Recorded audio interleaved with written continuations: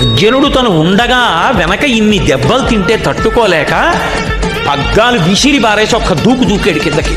ఆ దూకేటప్పటికి ఆయన కడుపులలో ఉన్న జగములు ఊగిపోయి ఆయన కుండలములు ఇలా ఊగితే ఆకాశం అంతా కాంతి కప్పుకుంది. గబగబా చక్రం చేత్తో పట్టేసుకున్నాడు. పట్టనన్నవాడు పరిగెత్తుకుంటూ వెళ్ళిపోతున్నాడు భీష్ముడు రథం దగ్గరికి.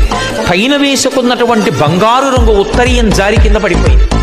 అర్జునుడు ధనస్సు విడిచిపెట్టి కిందకి దూకి, బావా బావా, అర్జునుడు చేతకాని వాడైతే కృష్ణ పరమాత్మ చక్రాయుధం పట్టాడని లోకం చెప్తుంది బావా, కోపం తగ్గించుకో, వదిలేయి వదిలేయి వదిలేయి అని వెంటపడి చేయి పట్టుకుంటుంటే, నేను నీ రథంలో ఎదురుగుండా ఉండగా నిన్ను కొడతాడా అంతా? ఇవాళ కరికి లంఘించు సింహంబు కరణిమెరసి, ఏనుగు కుంభస్థలం మీదకి దూకి సింహం ఎలా తన పంజాతో కొట్టి ముత్యాలు చిందరవందర చేస్తుందో అలా నా చక్రధారలతో భీష్ముడి కుత్తుక కత్తిరిస్తా.